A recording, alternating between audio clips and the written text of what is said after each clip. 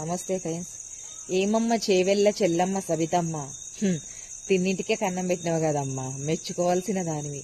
స్వతంత్రం వచ్చిన నుంచి ఈ రోజుటి వరకు మొట్టమొదటి హోమ్ మినిస్టర్ మహిళ అని అంటే అది నువ్వు ఒక్కదానివే. ఆ స్థానం ఇచ్చింది ఎవరు నీకు? అది మర్చిపోయినావా?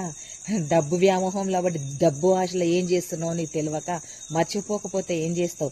వైఎస్ఆర్ గారే లేకపోతే ఈ రోజు నీకు బీఆర్ఎస్లో నీ స్థానం ఉంటుండేనా?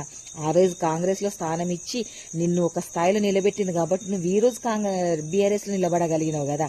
అది కూడా మర్చిపోయినావా నీచురాలా నువ్వు?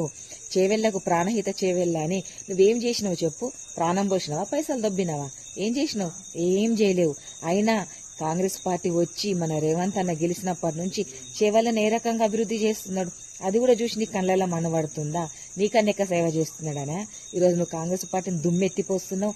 నీకెట్లాగూ నీతి నిజాయితీ ఏం లేదు. కనీసం తను గెలిచినందుకు గెలిపించిన ప్రజలకు నీతిగా పనిచేస్తున్నాడు అనడమన్నా మానుకో. దుర్మార్గుడు, అలా నువ్వు బాగుపడవు. నీకు అసలు రాజకీయ చరిత్ర లేకుండా పోతుంది. అర్థమైందా?